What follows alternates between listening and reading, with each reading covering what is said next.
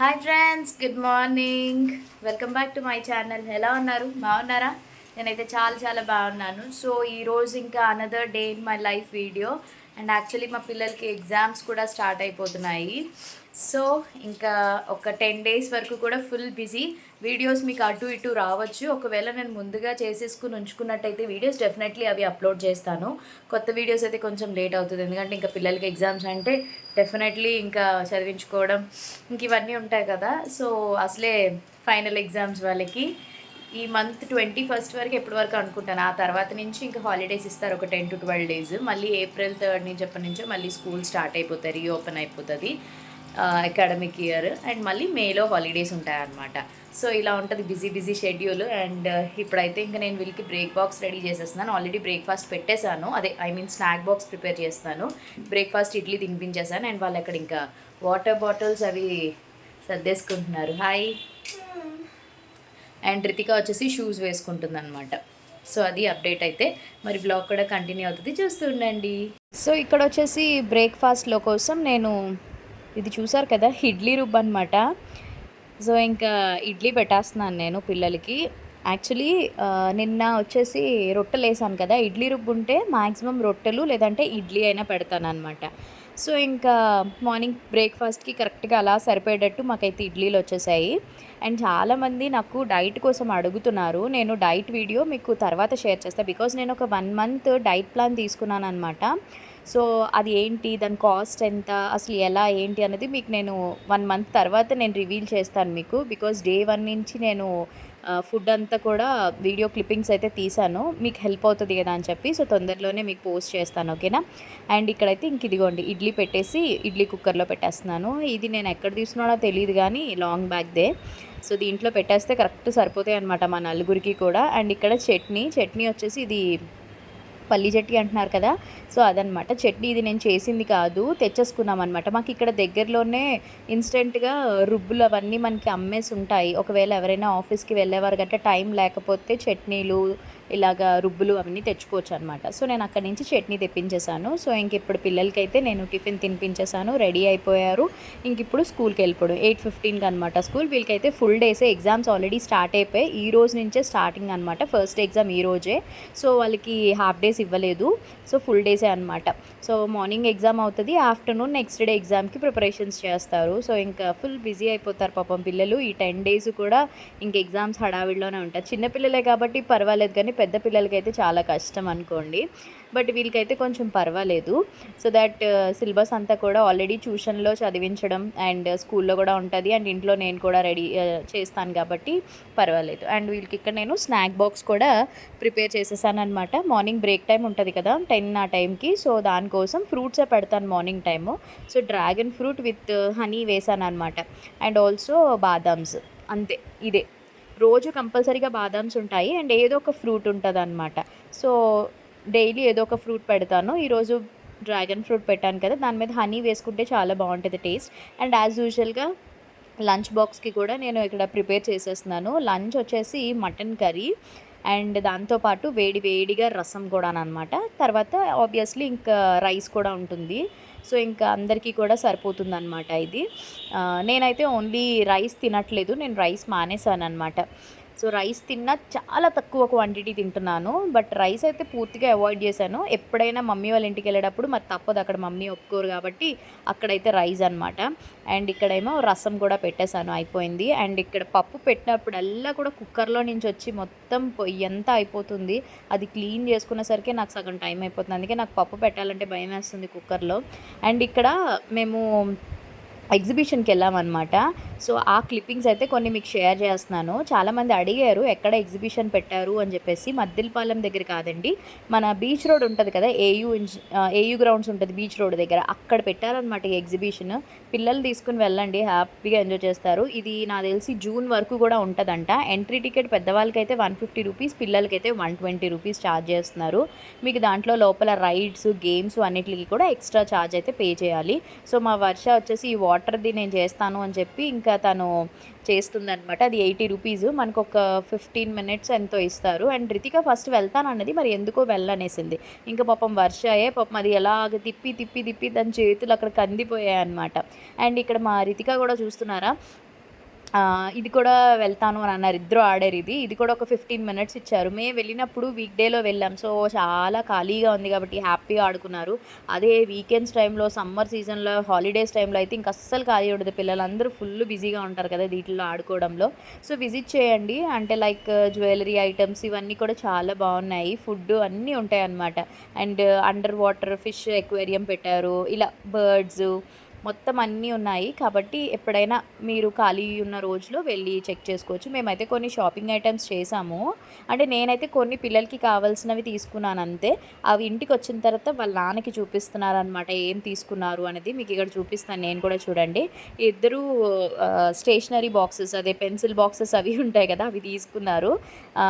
బావున్నాయి ఇవి కూడా. అంటే ఎగ్జామ్స్ వస్తున్నాయి కదా! నేను అన్నాను స్కూల్‌కి ఇలాంటివి పట్టుకెళ్ళకూడదు. పిల్లలు ఉంటారు కదా! ఎవరో ఒకళ్ళు వాళ్ళకి అట్రాక్ట్ అవుతారు గదా! సో, వద్దు స్కూల్‌కెళ్ళే టైంలో తీసుకెళ్ళకూడదంటే, లేదు కావాలి అని జెప్పి కొనిపించారు.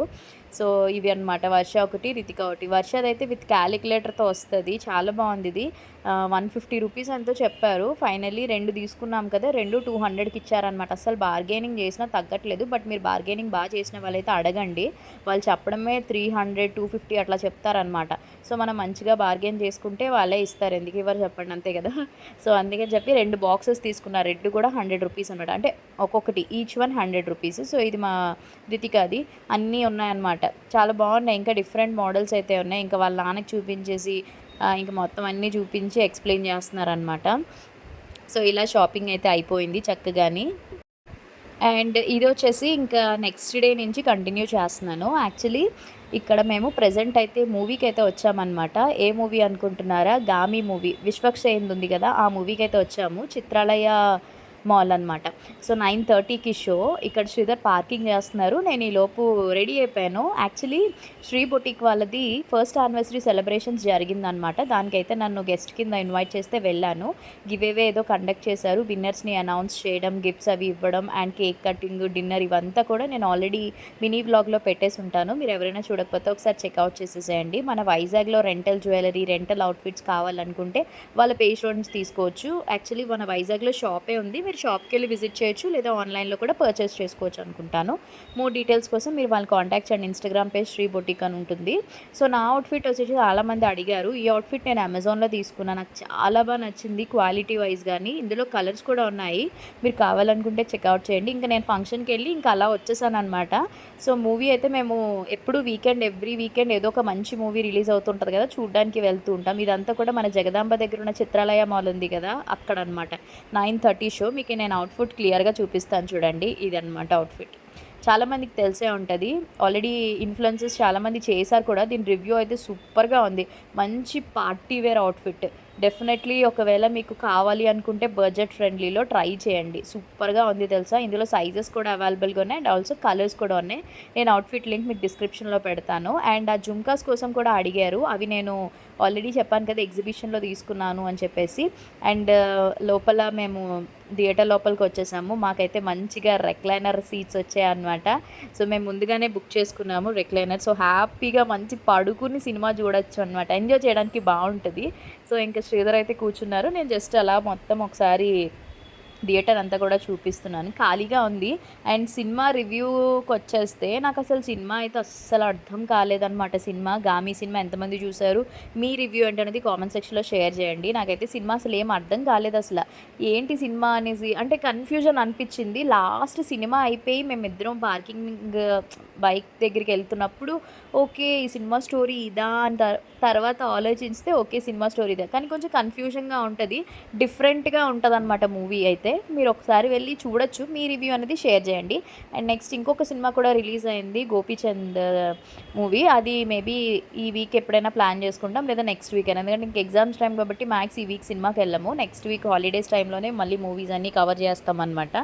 సో, ఇంక అదిగోండి మూవీ అయితే స్టార్ట్ అయింది. ఓకే. ఓకే. పర్వాలేదు. అందుకే జనాలు కూడా పెద్దగా ఎవ్వరూ లేరు. మేము మ్యాక్స్ మూవీకెళ్తే సెకండ్ షోనే ప్రిఫర్ చేస్తామనమాట మూవీ అయితే. ఎందుకంటే మాకు ఎక్కువగా సెకండ్ షోనే ఇష్టం. అందుకనే సెకండ్ షో ప్రిఫర్ చేస్తాం. మేము ఇంటికొచ్చేసరికి ఆల్మోస్ట్ టైం 1 ఎంతో అవునట్టుంది.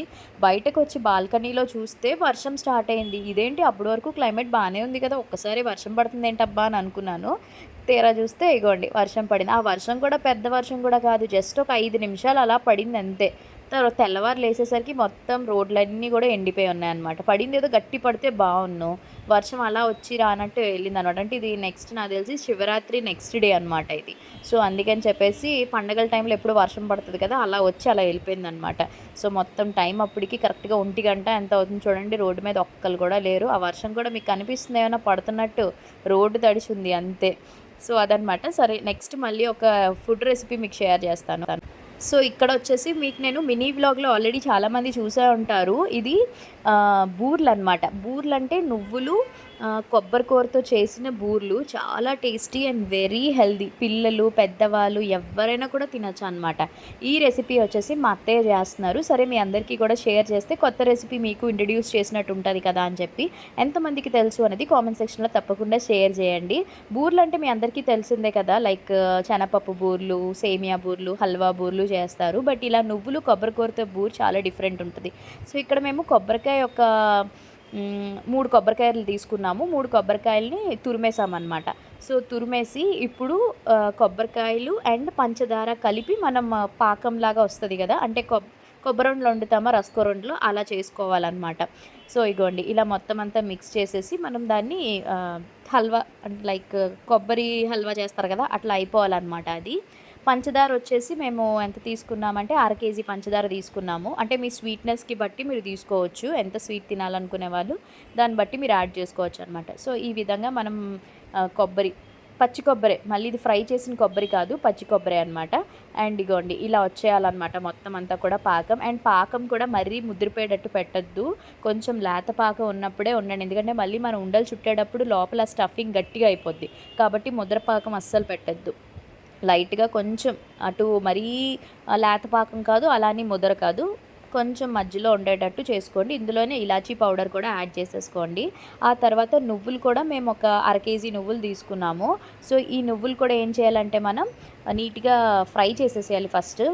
ఫ్రై చేసేసి దాన్ని చల్లారిన తర్వాత మిక్సీ పట్టేసుకోవాలి. ఇలా కచ్చా పచ్చాగా ఉండాలి. మరీ మెత్తగా ఉండకూడదు. జస్ట్ మిక్సీ ఒక రౌండ్ అలా తిప్పి అలా వదిలేయాలన్నమాట. అలా కొంచెం కచ్చా పచ్చాగా ఉంటే తినేటప్పుడు మనకు ఆ నువ్వులు అనేది బాగా తెలుస్తుంది. అండ్ ఈలోపు మనం తోపు ప్రిపేర్ చేసేసుకుందాము.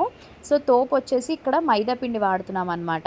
సో, పావు కేజీ మైదా పిండి తీసుకుంటే సరిపోతుంది. పావు కేజీ మైదా పిండిలో ఒక 100 గ్రాములు బియ్యపిండి వేసుకోండి. అండ్ అలానే కొంచెం ఒక చిటికెడు బేకింగ్ సోడా ఉంటుంది కదా! అది వేసుకుని వాటర్ వేసుకుని మనం బూరెలది తోపు ఎలా ఉంటుందో సేమ్ అదే విధంగా. నార్మల్‌గా మనం బూరెల తోపు వేరు. బట్ ఇదేంటంటే ఇక్కడ మైదా పిండి వాడతాం అనమాట. సో, కొంచెం డిఫరెంట్‌గా ఉంటది. ఒకసారి ట్రై చేయండి. కొంచెం ఒక గ్లాస్ దాంతో మీరు ట్రై చేస్తే మీకే తెలిసిపోతుందనమాట టేస్ట్. ఇగోండి ఇక్కడ మొత్తం అంతా కూడా వేసి వాటర్ వేసేసుకొని మనం దోస ఏమంటారు బూర్లు వేసే కన్సిస్టెన్సీ తెలుసు కదా! అలా ఉంటే సరిపోతుందనమాట. ఎందుకంటే ఇది కొబ్బరి తురుము అండ్ మనం నువ్వులు వేస్తున్నాం కదా! నార్మల్ దోస తోపులో వేస్తే వచ్చేస్తది బయటికి. ఆ స్టఫింగ్ ఏదైతే పెట్టామో బయటికి వచ్చేస్తది. మైదా పిండి అయితే దాంట్లో ఉంటుంది కాబట్టి బావుంటదనమాట.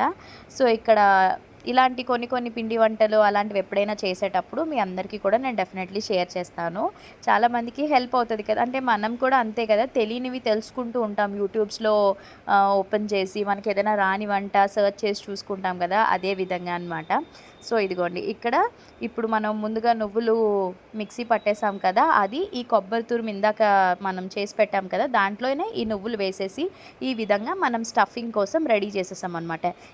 ఇలానే మనం ఓన్లీ జస్ట్ ఉండలు చుట్టేసుకుని డైలీ ఒక ఉండ తింటే చాలా మంచిది అండ్ చాలా హెల్తీ. కొబ్బరికాయ తెలుసు కదా! హెయిర్‌కి బాగా హెల్ప్ అవుతది పెరగడానికి గట్ట. అండ్ నువ్వులైతే ఇంకా లేడీస్‌కి చాలా ఇంపార్టెంట్ అనమాట నువ్వులు.